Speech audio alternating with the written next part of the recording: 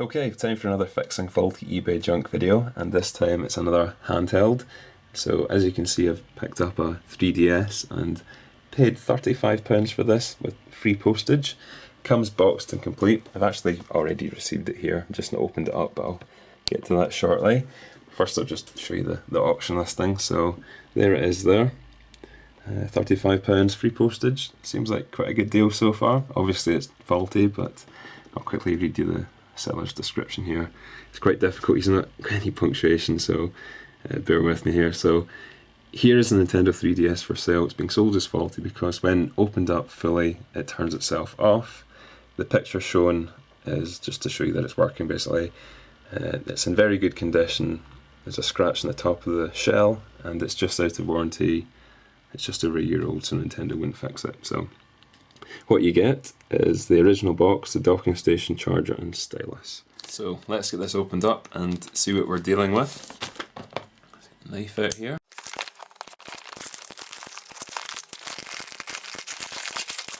Box seems to be in good condition, so that's a good sign, I suppose.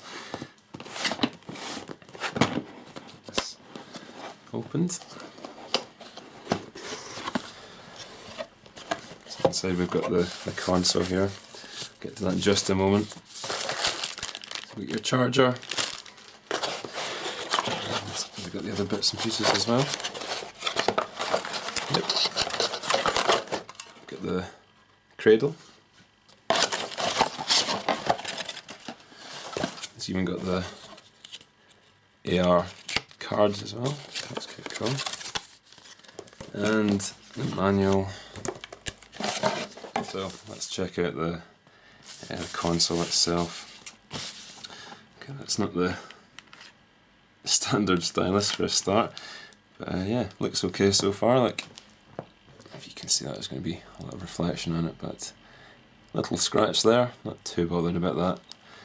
But otherwise, it seems like it's in good condition. No SD card. So let's open this up. And let's power it on. See if anything will happen. No.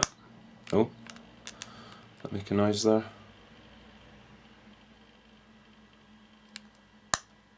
Yeah, it's making a strange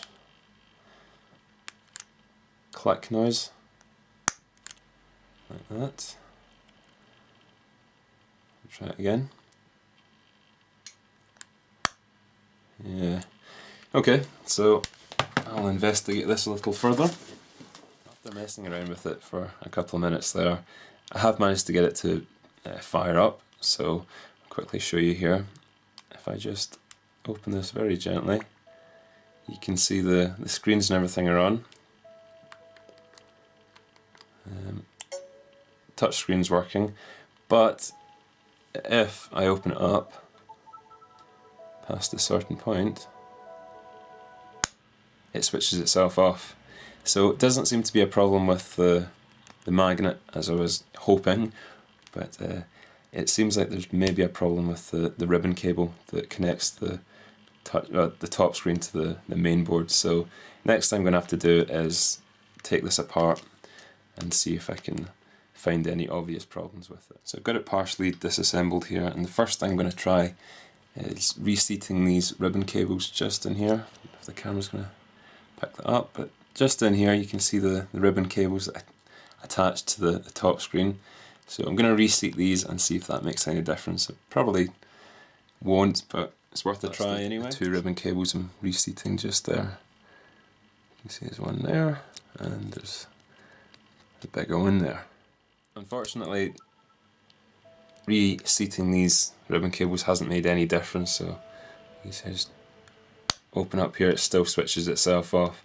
So next thing I'm going to have to do is continue stripping this apart and see if I can find something else wrong with it. The console, for the most part, now stripped down to its component parts. You can see I've got all the screws and all the bits and pieces in here, and I've got the main board out of the system.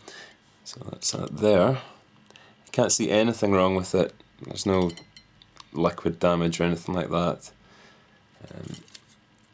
Everything looks to be as it should.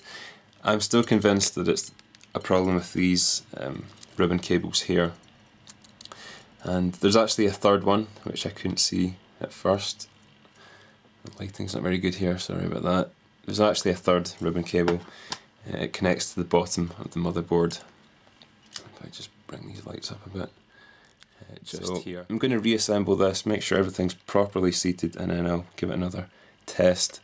But that's where I'm at so far. So after spending some time completely stripping it down to its component parts and trying to find out exactly where that fault was, I managed to work it out, and it was one of the ribbon cables in the top screen. So what was happening is every time you'd open up the screen, it would just move the ribbon cable enough to break contact with the main board. So managed to get it working again, and as you can see, it's now running as it should. You can open and close the screen no problem. What I ended up doing was getting some super glue and just gluing down the cable just directly onto the back of the screen here. And what that's done is it stopped the cable from basically moving around and becoming unseated. So it shouldn't be a problem. So to do that, I had to take the top screen apart, and that involved removing 6 screws. There's 1, 2, 3, 4, 5 and 6 down there. It's quite a tricky process. You need to remove this part here. This is the screen cover, and when you're trying to pry this thing off, you really feel like you're going to break it, but got that off in the end. But as you can see, it's working again.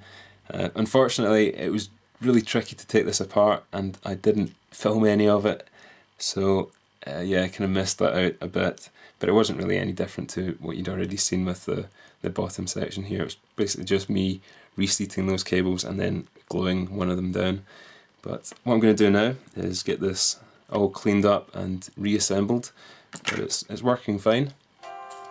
We've got sound, we've got the eShop working here, so yeah, works fine. That's it fully reassembled and cleaned up, and I'm just making sure everything's working as it should now, so just testing it a few games. You can see I've got a copy of Sonic Generations in there, and it seems to be fine. It's in very, very nice condition, if you can see that through the camera too well, but nice and shiny, nice and clean. Doesn't seem to have been used that much, and the only real damage is that little scratch that was on the top I mentioned earlier, but otherwise it's in perfect condition. So I've got a couple of options now. I could sell it on eBay, and these are currently going for around £80 to £100 at the best price for a boxed and complete one of these, but I think what I'm going to do is just take it to a local game store and get it traded in for cash. I'd prefer just to have my money back straight away rather than worrying about sending it off in the post and having to spend money on eBay fees and PayPal fees and postage fees. So I'll probably take a bit of a hit on just a cash trade-in price over the price I'd get for eBay, but I think it would probably work out better in the long run, less hassle, and get my money back and a bit of profit straight away kind of thing. So that's what I'm going to do. I'm going to take this down to the local game store tomorrow, I think, and that should be that. That's me just home from trading in the 3DS, and I ended up getting a very good price on it. So in total I got £72 in cash, and here's the receipt here. So refund, trade-in pre-owned, and cash refunded £72. So overall, very, very happy with that. That's what, £37 profit after my initial £35 investment, and maybe about 45 minutes to an hour worth of my time to strip it down, rebuild it, clean it all up. So very happy with that.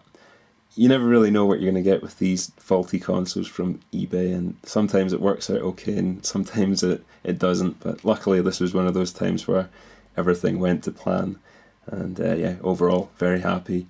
These are just a couple of other systems I'm currently working on. I've just repaired these, so I've got a lime green DS Lite and a silver one, just making sure these are properly working before I bundle them off and sell them on. But overall, very happy with the whole deal, so thanks for watching, and I'll catch you again soon.